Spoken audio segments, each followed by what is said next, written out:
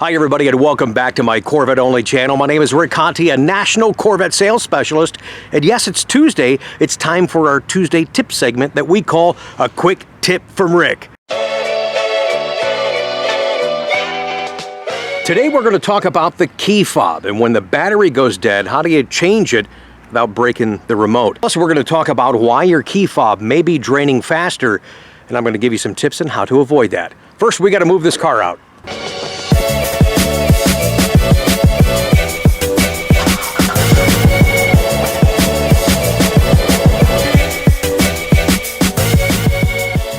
Keep in mind, if the key fob battery is dead and you're not even in the car yet, you've got to have a way of actually getting into the vehicle. And I know many of you watching right now said, Rick, I already know that.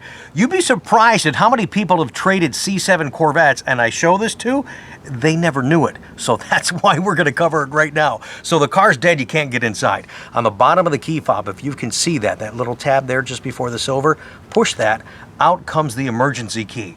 Keep in mind, the emergency key is a way just to access the vehicle, does not start the car. Over here on the right-hand side underneath, put that in there, turn it to the right, will open up your hatch and allow you to access the battery that's in the passenger side underneath the floor. So yes, one of the things that you might be doing and not even realize it is draining and sucking the life out of your key fob battery. That's by having your car set in the passive mode. If you've had a Corvette before, you're probably used to that mode. It's when you walk away from the car and it locks all by itself. It kind of beeps. Yeah, great. But you know what? It becomes an annoyance. And I really don't set that much anymore, because when you're walking in and out of the house, checking the mail, coming in and out of the store, it's beeping, beeping, beeping. You're like, okay, enough of the beeping already. Now, yes, there is a silent mode for the passive system, but then what's the point? You're walking away, still looking back at the car. Is it locked? And then you're digging in your pocket, hitting the key fob to make sure that it's locked. In the passive mode, yes, it's convenient. It can be in your pocket when you walk away. You walk back up to the car. You don't have to touch the fob. The car's open and it locks by itself. But again, that constant beeping is just an annoyance. But also, too, in that passive mode, depending on where you keep the key, don't keep it in the car. Don't keep it close to the car. If it's in the utility room or the kitchen, it's communicating with the car and it's draining that battery down. It's also draining the battery down to the vehicle itself. Now, I've had many of you that are used to that passive system, but yet you don't know how to turn it on inside the car. First, let's show you that. Okay, say you're the client that likes to have the key fob set in the passive mode. You want to have it in your pocket, maybe have it in your purse. You want to be able to walk away from the car, have it lock all by itself, and then when you approach the vehicle, when you're within 3 feet of the door or the rear hatch, it'll open when you push the buttons. You don't have to take the key fob out of your pocket or jacket, what have you. So on your home key right here, go into your settings button. Then you want to scroll to vehicle, tap that, come all the way down to remote lock, unlock, start. That's where you're going to kind of set that stuff up. Tap that. Scroll down to the passive options. Passive door lock, tap that. Here's where you can say it's off, it's on, but there's no horn beep. If you're going to turn it on, in my opinion, you want to know that it's on and you want to know that the car's locked when you walk away. Tap on with horn chirp. So here's how it works.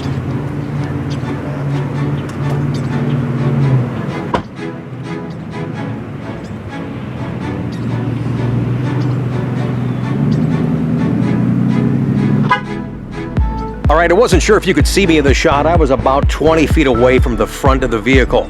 Although when I came back over to pick up the camera and tell you about it, I'm only, what, maybe 10 feet away, and it beeped and locked. So that area, as far as where it acknowledges, does vary depending on where you're at around the vehicle.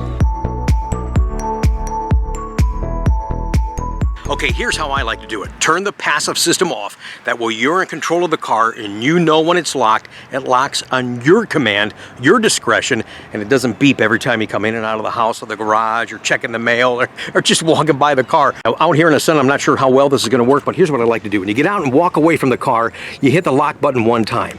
It'll give you a light flash. You hit it a second time, now it beeps on your command and you can walk into the store, walk into the restaurant, and you don't have to worry about if the car's locked or unlocked. Now here's the cool thing that a lot of folks didn't realize. Even with the passive system turned off, you have half of that feature available to you. Here's what I mean. You get out, you walk away, the car's locked. I'm gonna put this in my pocket. Now watch what happens.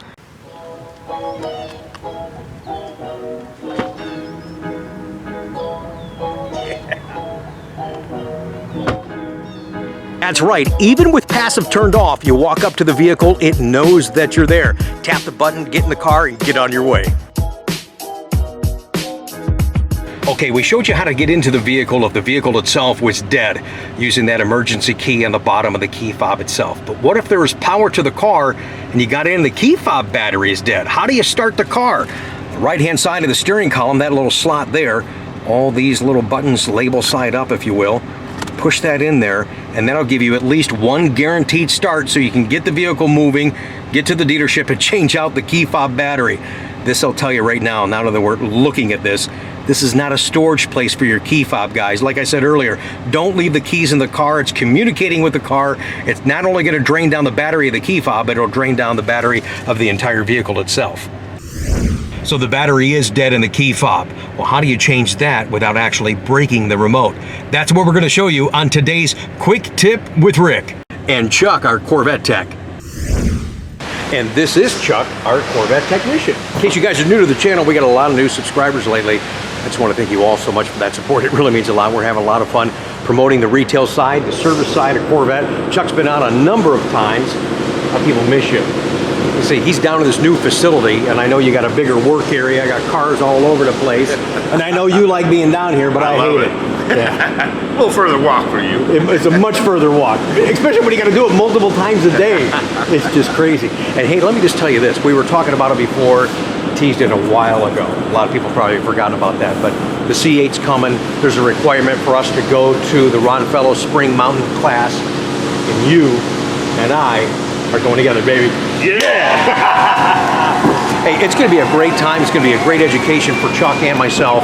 I'm going to try and share some of that stuff with you. Sometimes in those type of training sessions, this kind of thing's not allowed, but if we can, we'll share anything and everything that we possibly can. But it'll be the first time you've ever been out there. First time, yeah. It'll be a good time. So we've been talking about today, here's what's crazy too. We've just been running hard, fast and furious. Oh my goodness. Can you guys believe that in the fall, we're fast approaching the fall, it'll be 6 years that the C7's been out in your driveways? 6 years, man. Yeah, time flies. So with that, we're running into a lot of situations where the key fob batteries are dying. Now, rather than you trying to fix this yourself sometimes, even though we're going to show you today, you're like, you know what? I'm not even trying that because I'm going to break it and it's a couple $100 for that thing. Okay, how do you change the battery? All right, Chuck, so how do we change the battery out in these fobs? Well, they are kind of tough. First of all, we pull the key out. Yes, sir. And in the older models, they had a slot in here you could put a screwdriver, but they done away with that. Yes. So now you got to be extremely careful not to slice your palm and not to destroy the fob, but try to get it down in there. So you're basically going in the seam where the two pieces meet. Yeah, okay. Trying to work it down in there. Oh, there we go. Once you get it part way opened up, you just go around the seam, open it all the way up. Going all the way around? Yeah, because if you try to pull it apart, it'll break. So if you take the screwdriver and slide it all the way around, you can open it up without breaking it most of the time. Okay. I've done quite a few of them, so I'm pretty experienced at them. And that's your electric side, this is your battery side. Okay. And unfortunately on these vests, because they have so much electronics in them, yeah, this 3.3 volt battery, once it gets below 3 volts, will not work in your Corvette key fob any longer. How about that? At 2.9 volts, it'll probably work in a lot of other things for a while. Sure. But in your Vette, it will not work because all electronics. Now, can you get these batteries just about anywhere? You can get them at AutoZone, CVS, right, Walgreens, okay, Walmart, anywhere. Yeah, but the talent is trying to put the darn thing in, at least actually not necessarily in or out. I mean, that's not a big deal. It's opening up the key fob without breaking it. Without breaking, and putting it back together without breaking it. Okay, so put the new battery back in if you would. And what is that? Something we need to pay really close attention. Okay. You see it's got a little positive mark down here in the battery case. Yes. Got a little cross here.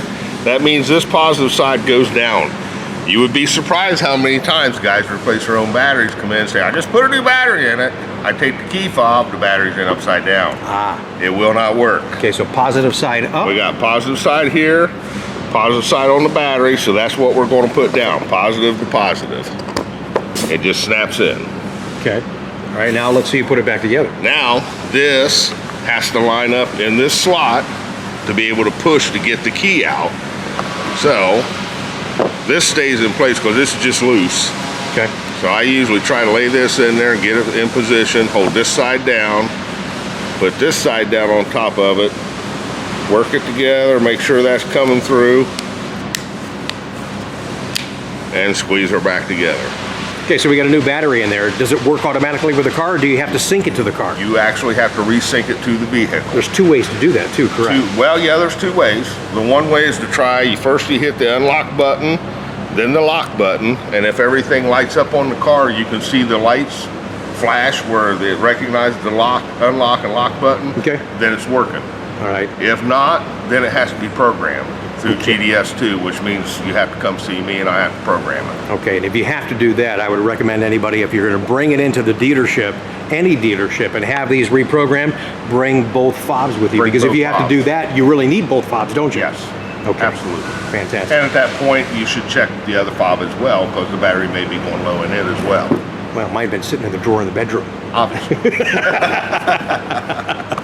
And there you go, guys. Another quick tip with Rick and Chuck. Every Tuesday on this channel. I'm glad you guys joined us. I hope that helped you just a little bit. But you saw that wasn't as easy as you thought. And you're like, yeah, thanks for sharing that, but I'll see you at the dealership. Yeah. Appreciate you guys being here. Talk to you soon. Oh, we were just talking about upside down batteries. He actually just did that for a customer in service. And truth be told, that we were filming this, how many of these did you break before we did this? Oh, God. Yeah. He didn't break any, guys. He didn't break any.